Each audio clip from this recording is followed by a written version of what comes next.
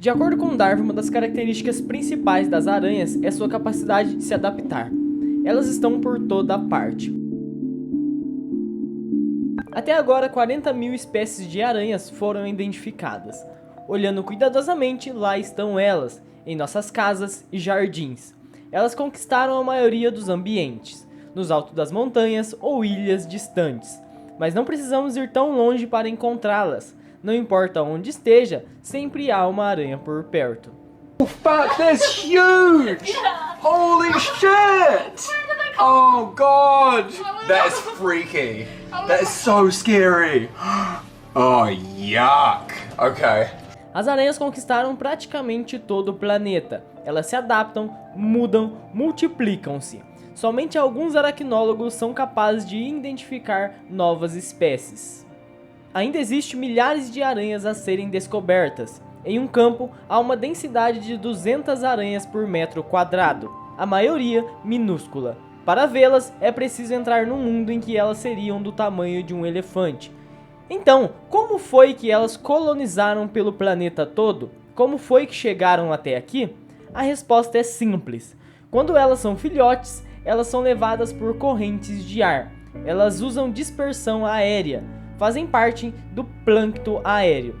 Os filhotes liberam um pequeno fio de seda nas patas e flutuam nas mais leves brisas, e foi assim que elas estão em todos os continentes, com exceção dos polos. Uma jornada de milhares de quilômetros pelo ar. Algumas foram capturadas a mais de 3.000 metros de altitude, por balões de testes para coletar amostras de ar. Nas árvores, as aranhas podem se estabelecer entre os troncos, nas cascas e folhas. Se as aranhas vêm sobrevivendo através do tempo, vem de sua habilidade de se adaptar, como se fosse o dom da evolução. A seda, sua maior ferramenta, é produzida em tempo real. Usa para envolver a presa ou tecer uma teia. A aranha-teia dourada, por exemplo, tece teias enormes. Ela também é um indivíduo voraz. A seda da aranha é um material fantástico, consegue criar uma teia que suporta seu peso e também absorver energia de uma presa batendo. Usando fibras 30 vezes mais finas que um cabelo humano, é um material que supera qualquer dos nossos polímeros sintéticos. O interessante é que, ao contrário de muitos animais que procuram materiais para abrigo, exemplo, pássaros que buscam galhos para fazer ninhos, as aranhas têm seu material no interior de seus corpos. E lá dentro há o suficiente para tecer 3 teias grandes. A seda não tecida é armazenada na aranha como uma sopa de proteínas. Quando a sopa é puxada por glândulas, elas passam por uma transformação. Quando em contato com o ar, ela se transforma em uma seda sólida. A seda é feita de 2 tipos de proteína, longas para gerar força e proteínas com ligações randômicas para flexibilidade. Ela tem várias glândulas para a seda, variando a propriedade tais como resistência e densidade. Dependendo de sua necessidade, tecer uma teia é uma operação altamente complexa e coreografada. Os primeiros fios estendidos em forma de estrela formam um núcleo, são feitos com uma seda forte.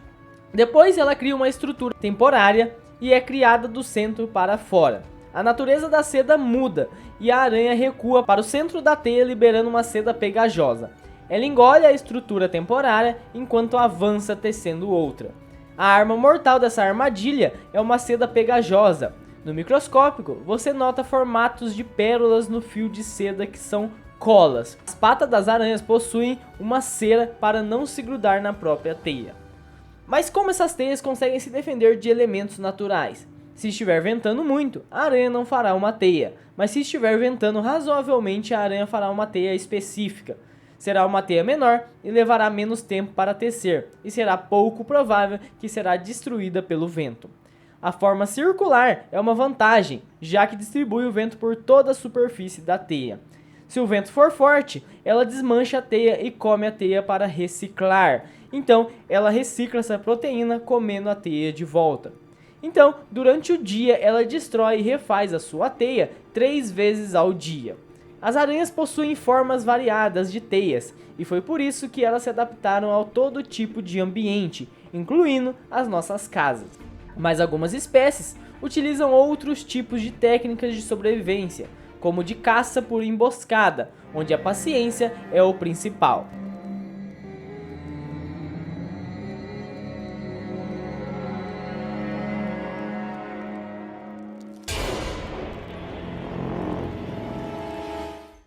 Como as aranhas de alçapão, as aranhas que vivem em todo o mundo. A tampa de sua toca é revestida de teias e materiais naturais como folhas e galhos.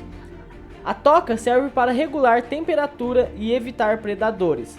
Fora da toca, possui finas sedas que servem como alarme para uma possível presa.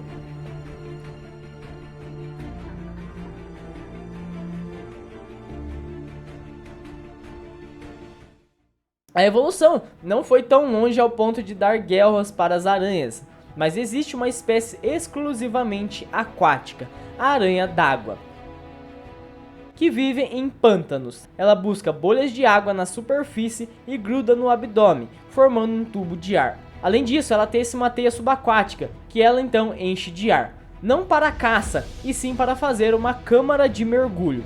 O veneno dessa aranha é eficiente para pescar. Depois que pegar a presa, ela leva para a câmara de ar, onde o veneno fará efeito sem se diluir na água. Mesmo a aranha de água sendo peculiar, em nossas florestas temos um grupo de aranhas fofas, as saltadoras. São mais de 6.000 espécies dessas aranhas, uma criatura com visão cromática. Elas conseguem ver uma variedade de cores, desde ultravioleta até o vermelho. Além disso, as aranhas machos que possuem um vermelho muito mais realçado, a fêmea prefere ele para acasalar. As cores sempre foram fundamentais para as aranhas. As flores no meio do ambiente atraem muitos animais como insetos para perto delas.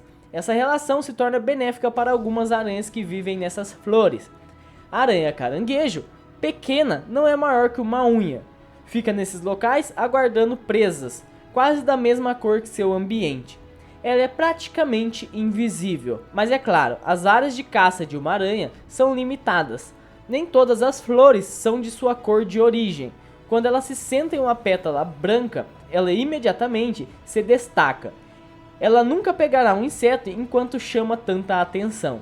Ela se transforma, decompondo sua cor original e expondo cristais que agem como pequenos espelhos que refletem a luz.